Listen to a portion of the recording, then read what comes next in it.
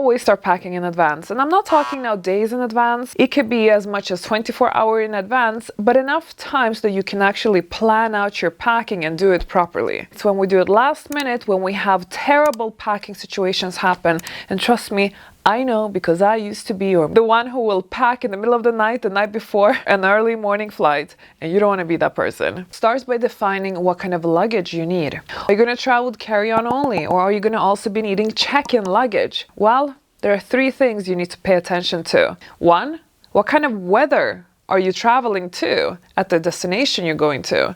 2, what kind of activity you're going to be doing mostly? 3, how long is your trip going to be? One thing to really pay attention to, that your luggage is lightweight. I've been using a brand called Remova, and I've been using them for years, and this is not sponsored, by the way. But the reason why I love this brand for luggages is, well, 2 reasons. Number 1, they're incredibly durable. Number 2, they are so easy and comfortable to roll, meaning that when you are in transit, when you're traveling, when you're going from A to B, you're not being annoyed by your luggage that gets easily stuck or difficult to roll. Instead, you can literally even like roll this bag with your little pinky finger because there's no effort required, pretty much. So it kind of almost rolls by itself. Now, if you're traveling with carry-on only, make sure it fits the size requirements for the airline you're traveling with. When you're choosing the right luggage for you, you need to think about it. Do you want a hard shell or a soft shell? I personally love the hard shell. Some people will disagree and say that the soft shell are better because you fit in more. What I think is the most important thing to think about with your personal bag is how it fits with your carry-on. And usually we have a rolling carry-on case. So you want to make sure that your personal bag is easy to stack on top of your carry-on case and that it kind of sticks there. Meaning you want to perhaps have a bag with handles that are able to cross over the rolling carry-on handle in a way where they both kind of get attached to each other. Now let's talk about what to think of if you're traveling with carry-on only. And I can speak from experience because I once traveled for 3 months with carry-on only. Oh yes, I will probably never do that again, but that was a fun experience. You might have to accept the fact that you will have to repeat clothes or that you cannot bring an outfit for each and every occasion. Basically, you will have to do less is more, which is why it's not my favorite, but I do love the freedom feeling of traveling so light with carry-on only. Because of course you have the perk that you will not lose any luggage, you will be able to go from A to B incredibly easily. I would therefore be very mindful of the items that I pack. As an example, whenever I travel with carry-on only, I wouldn't bring like linen outfits because they get so wrinkly. And I would also try to avoid cotton as well. I would go maybe more for polyester blends and so on because they tend not to wrinkle as much. There are so many different types of fabrics and blends that don't wrinkle so much, so you just have to find out which one of those you have in your wardrobe and then pack those whenever you travel with carry-on only. Another tip for carry-on is to pack mostly neutral colors or colors that you can easily combine together. Try to maybe stay away so much from the flamboyant colors, from the loud colors, because it might be harder for you to combine things in your carry-on. Usually what happens is that we pack more separates, let's say. We focus more on things that you can wear multiple times, like a top that you can wear, I don't know, a few times together with different kinds of bottoms, let's say. But if you decide to travel with check-in luggage, then congratulations to you because you're gonna look cute on this vacation. Well, the good thing with check-in luggage is that it gives you the flexibility. And here you can decide how many bags you want to travel with. And if you think that I sound crazy right now, well, honestly, I just want to bring all the cute things that I own and really look my best. And if that requires me to travel with 2 or 3 luggages, then so be it. But yes, does my husband get annoyed? Yes, it happens. But you know what? That's life. So the first thing that you have to think about is, are you going to be traveling with the carry-on? Yes, yes, yes, I think you should. The reason why I say that is because the carry-on is going to have its own function. And the function is, you're going to pack all your valuables in there, you're going to pack all your designer garments in there, or designer handbags, or your jewelry, because you do not want to pack that in your check-in luggage. You should also pack emergency clothing in your carry-on. Clothes that you're going to be wearing if you lose your luggage or get stolen. For the last time, I am holding a brand new workshop. It's called the Fabulous Future Formula, where I share the roadmap to leveling up and success. And I'm doing it for the last time, as I'm going to move on to other subjects in my trainings. So if you always wanted to learn leveling up with me and you wanted to take some of my free classes, but you never found the time, then now would be the last chance you will have this opportunity, because in the future this opportunity will not happen again. This workshop is free and you can gain access by going to fabulousfutureformula.com, but make sure you do it today because soon this workshop is going to disappear. You need a packing list, ladies, and actually I'm going to share my packing list with you. So in the description box below I have gathered links of recommendations from today's video, and I'm also sharing my own packing list. But one thing about packing lists that I want you to know is that you don't want to just use whatever standard packing lists are out there. Every time I see those lists, I look at the items people recommend and I'm like, why would I need that?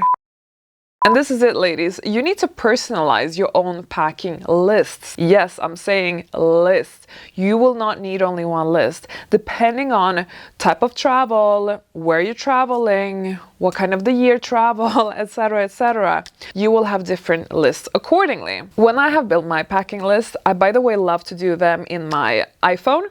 I just do it in my notes, and I love putting those check boxes. I also recommend creating a packing list either according to category or according to bag. As an example, maybe you want to create a toiletry bag list, or you maybe want to create your carry-on bag list or main luggage list, etc. Or if you want to do the category approach, you would create different lists depending on category. As an example, a gadget list, a toiletry list, undergarments list, beachwear list, workout list, etc.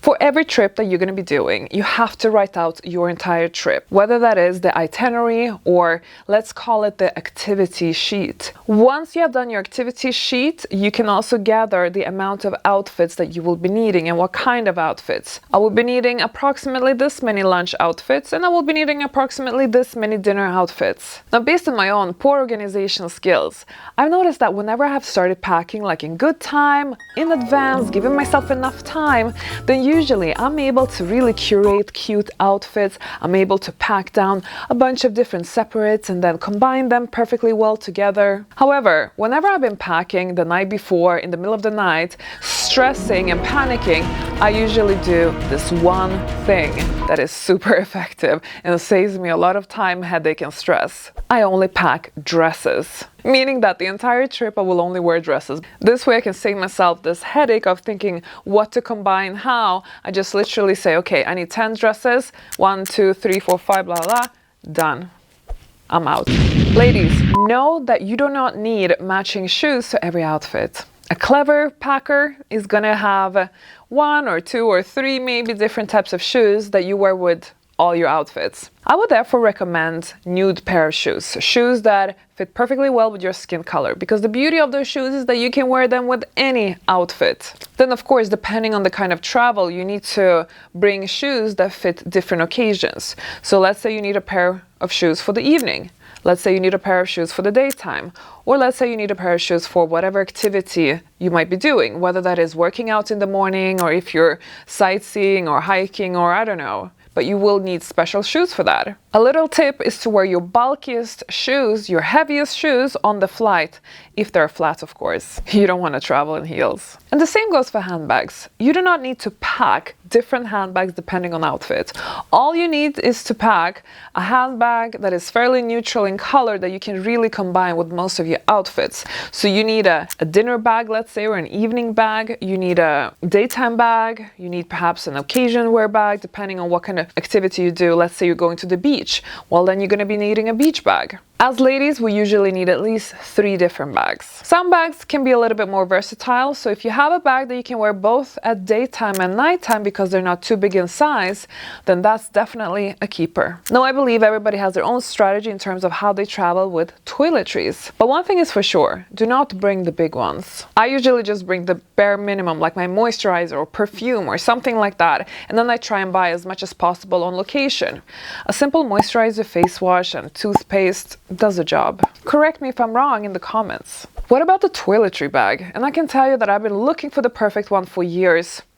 Sorry to say, but I still haven't found one, ladies. The trick with toiletry bags is that I feel like it's important that they have a hard cover because it just holds everything better in place. I don't like toiletry bags that come with logos.